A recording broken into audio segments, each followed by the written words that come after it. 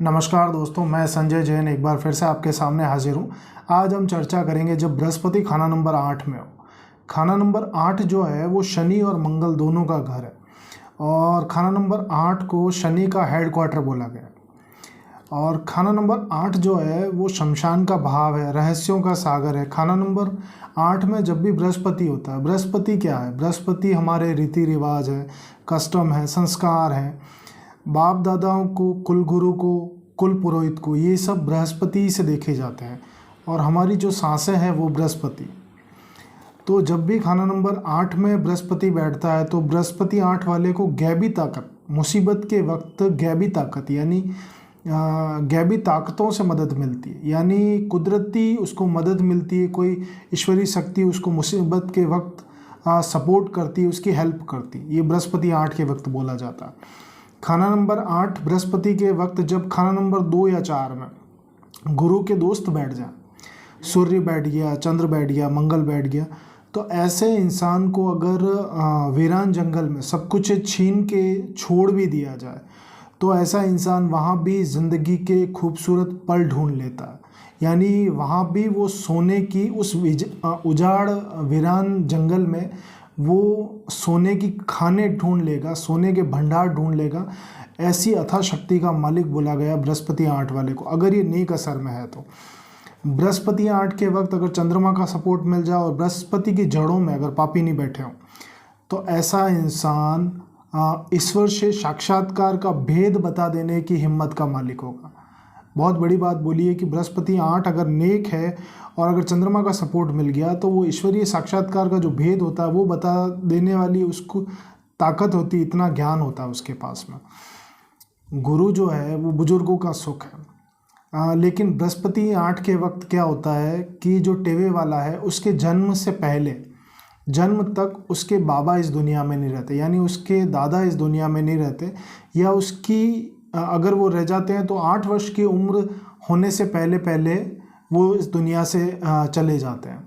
लेकिन अगर फिर भी अगर वो रह जाते हैं बृहस्पति उनकी कुंडली के सपोर्ट की वजह से, तो फिर उनकी उम्र 80 वर्ष तक उनकी उम्र गिनी गई है उनके दादा की। टेवे वाला और उसके दादा लंबे समय तक साथ नहीं रहते, लेकिन जो टेवे वाला है उसके अपने पिता से बहुत लंबा साथ लिखा होता है, उसके और उसके पिता का साथ बहुत लंबा होगा। ये बृहस्पति 8 में बोला गया है कि दादा ज़रूर उसकी उम्र से पहले चले जाएं या 8 वर्ष की उम्र तक साथ हो, और अगर फिर लंबा ही साथ लिखा होगा तो फिर 80 वर्ष दादा की उम्र होगी तब तक साथ होगा पोते और दादा का। लेकिन अगर फिर भी नहीं हो तो पिता और टेवे वाले का तो साथ लंबी अरसे तक होगा, लंबी उम्र तक होगा। जब शुक्र खाना नंबर 2, 6, 8 में बैठ जाए तो ऐसा इंसान कभी भी निसंतान नहीं होगा, उसके औलाद उसको मिलती है, ज़िंदगी में औलाद मिलेगी उसको। बृहस्पति 8 वाले की सोचने की जो पावर है, उसका जो सोचने का दायरा वो बहुत विस्तृत होता है, उसको समय से पहले चीज़ें पता चल जाती हैं। ये बृहस्पति 8 वाले की खासियत है कि उसकी जो चेतना है वो बहुत ही अलग नेचर की होती है, उसके सोचने का दायरा बहुत बड़ा होता है। अगर बृहस्पति अच्छा हुआ तो ऐसे इंसान के पास धन दौलत की कभी कमी नहीं रहेगी, अगर बृहस्पति नेक हुआ तो।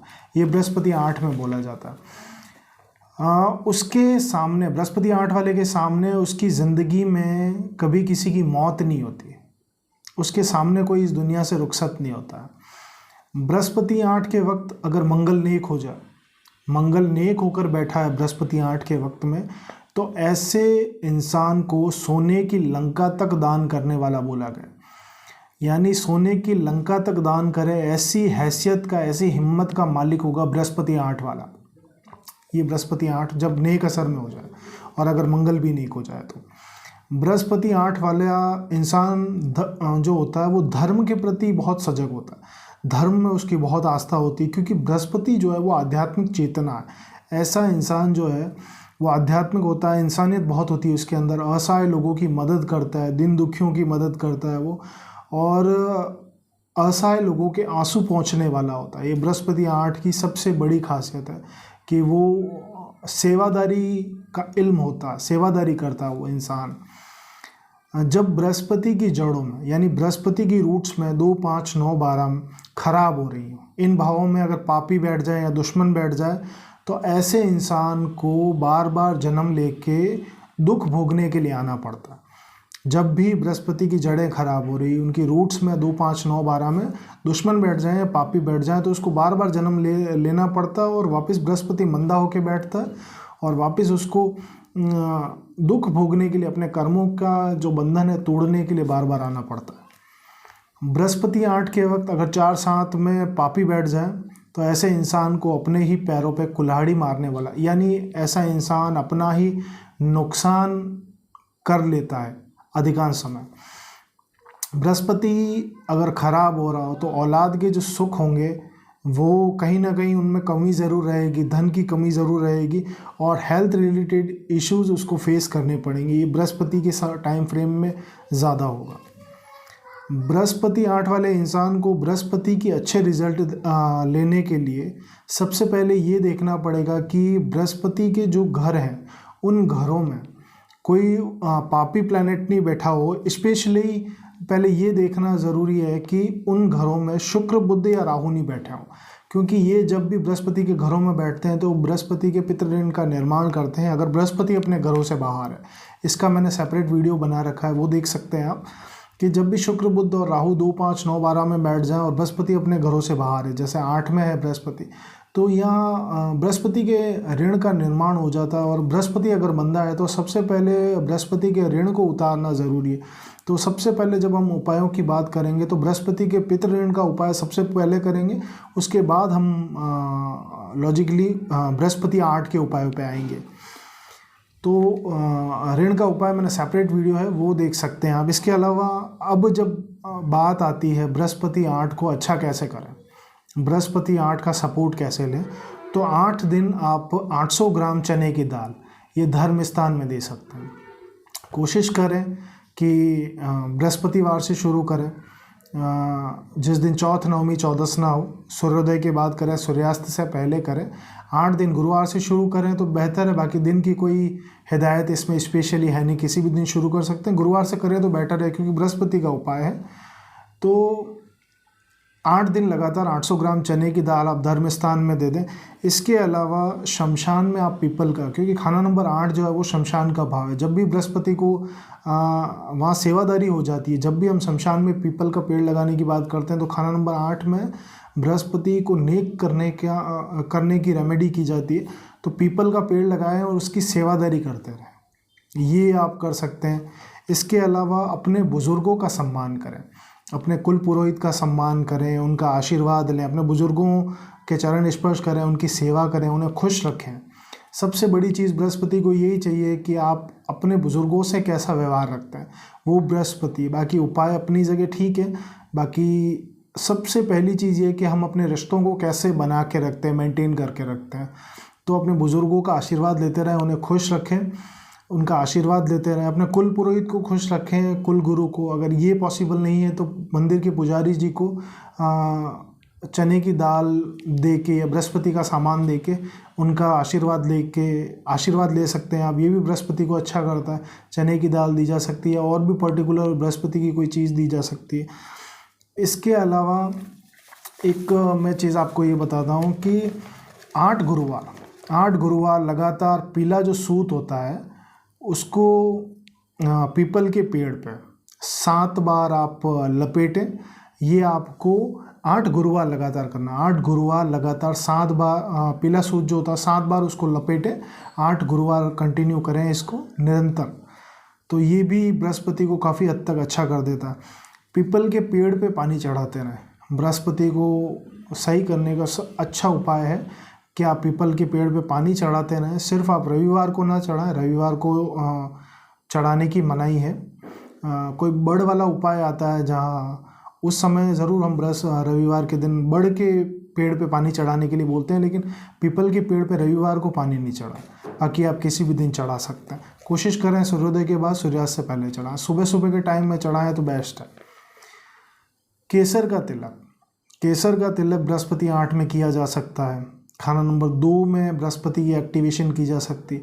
अगर ज़्यादा ही गुरु के मंदे प्रभाव हैं तो सलाह लेके 43 दिन तक कंटिन्यू केसर का तिलक लगाया जा सकता है 2 में, ताकि बृहस्पति की धर्मस्थली खाना नंबर 2 वहाँ एक्टिवेशन करके वो बहुत अच्छे रिजल्ट देता है।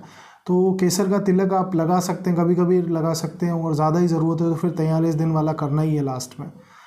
इसके अलावा कुंडली अगर परमिट कर रही है, दूसरे ग्रहों की प्लेसमेंट देख लें कि अगर गले में और कुछ पहनने के लिए सलाह नहीं दी गई है तो सोने की चेन पहन के लग्न में एक्टिवेशन की थ्योरी पे काम किया जा सकता है कि सोने की चेन पहन ली जाए, या फिर पीला धागा जनेऊ जो होती है उसको हल्दी से पीला करके सुखा के फिर उसको गले में पहना जा सकता है। ये बृहस्पति लग्न में एक्टिवेशन की बहुत अच्छी थ्योरी है, ये की जा सकती है। बृहस्पति को सही करने के लिए सबसे बेस्ट उपायों में से एक उपाय ये है कि किसी साधु